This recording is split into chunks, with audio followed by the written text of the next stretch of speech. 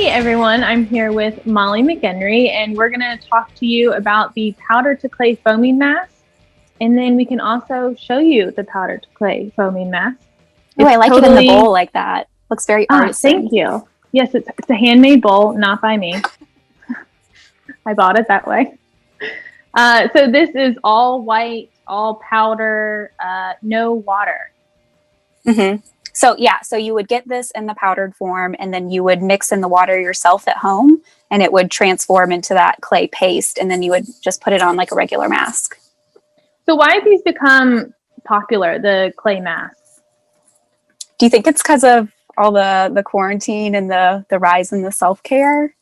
I think like everybody's sitting at home doing their own thing, watching TV, putting on a mask. Yeah, feel good about yourself. Probably. Like you got a routine going. And one of the latest methods of taking care of your skin is to give it a salad dressing. So yeah, these have, so this has our Suganate 160 dry, which is the powdered version of our Suganate 160. And it's sodium lauryl glucoside hydroxypropyl sulfonate. It's been spray dried. And then our Colimate LA100, which is another powdered version of our surfactant. And that's disodium lauryl sulfosuccinate that's also been spray dried. And then you added a little bit of kaolin clay. Did I say that properly? I think that's how you say it. I mean, kaolin clay. Let's just agree. That's how we say it. Great. Yeah, that's totally perfect. It. Okay. So what are some of the benefits of kaolin clay? So I mean, you can really probably do any clay in here that you want, or a combination of clays. But I think the kaolin is popular for being one of the gentler clays. So good for, like sensitive skin or maybe dry skin even, because clay masks are usually used by people with oily skin, normal to oily skin. So maybe if you had drier skin and wanted to use a clay mask, the kaolin would be kind of like the best bet. Okay. Yeah, it does seem very fine and powdery. It's almost like powdered sugar. Yes, it's very light. So I can't imagine that this would irritate your skin at all. And then plus, Suganate 160 is totally bio-based, non-irritating as well. Yeah, so we do, like you said, the combination of the two powdered surfactants in there. They're both sulfate-free, and plant-based. The Suganate 160 dry is 100% bio-based and non-irritating. The LA100 is also very mild and has really great foam. So with the combination of the two, you get something that foams well and is mild enough to temporarily leave on, the length of time that you have it on as a mask. Right. And just in case, it is a powder, but it's not like a puffy powder. It's not really messy or gets anywhere. Mm-hmm. Yeah. Okay. So your instructions, this does seem like a lot. Does it dissolve down? Yes, it definitely gets smaller as you add the water in. Okay. So, all right. I pre-measured my 1.5 teaspoons. And this would be kind of cool. You could put it in a tub, if on a shelf, you could put it in a large tub and just use a scoop. Mm-hmm. You could do it one way. So I think if we were going to hand them out, we would probably do them in these jars and then have some instruction on there on how much water to add. You can kind of eyeball it, and that's kind of one of the fun things is you can have control of the consistency. If you want a thicker paste, you can add less water. If you want it a little bit thinner, more dilute, just add more. Okay, so I added my water. Nice. Yep. I'm using some high-tech chemistry spatulas here at home. Oh, yes, I see. Okay. So then you kind of just apply it on, I'm not going to put it on my face, but I'm going to put it on my hand. And then about how long do you think it will take to dry?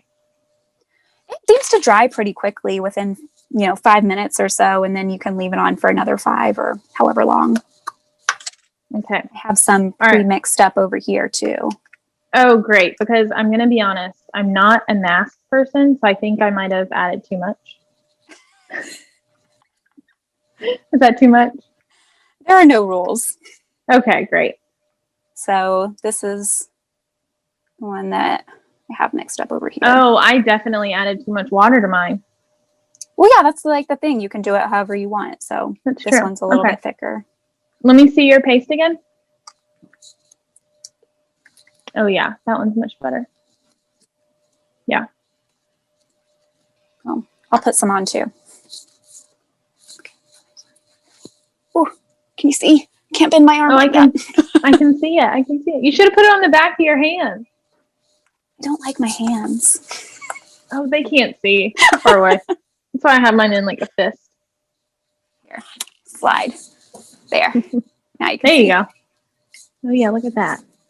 Yeah, mine's much wetter. Yeah, so mine's already drying on the edges. Now, would it matter if you added cold water versus warm or hot? I don't think so. I've also seen where people will, do their own DIY masks at home, and they'll add things like apple cider vinegar or like chamomile tea or like probiotic yogurt or like, do some stuff like that. My idea's been stolen. I was going to suggest maybe you could add like lavender leaves, dried lavender. Yeah, I'm sure or you could flowers. do all that stuff. Now I have a question because, turmeric, everyone's putting turmeric in things. What if you added turmeric to the clay mask? Oh, I think it depends on your skin and what you can handle. Like if you're okay with it. It's supposed to be detoxifying, Yeah, and like there are other things that you can add to the formula, like charcoal or aloe powder. Just if it's dry, you should be able to add it, no problem. We do have a little bit of a liquid fragrance in there, so you can add a certain amount of liquid in there, and it's still going to be a powder, and it'll be fine. You can do this fragrance free, by the way. Okay, yeah, because you do have 0.5% natural green tea fragrance. So you put that in there, and it still stayed in powder form. Right. Yeah, it was. It could probably handle even more. Cool. All right, mine's finally starting to dry. Next time I do this, I'll add less water. All right, so then you can see how it's kind of drying. It's still a little bit wet, but that was my own fault. So I'm going to go ahead and rinse it off. All right, so here I'm rinsing it off, and look how much it's foaming. Nice. And it rinses off really easily. So if you're like, just kind of scrubbing it off your face. Mm-hmm. Very cool. I like it. Maybe I'll become a mask person now. Okay, so did you just put this in one large vat and just stir all the dry ingredients together? Is it that simple? Yeah, pretty much. It's that simple. Awesome. So I can use my KitchenAid mixer at home? Totally. Oh my gosh, great. Can you imagine the mess of that? All right. Well, thanks, Molly. This was our powder to clay foaming mask. It's formulation number 2076.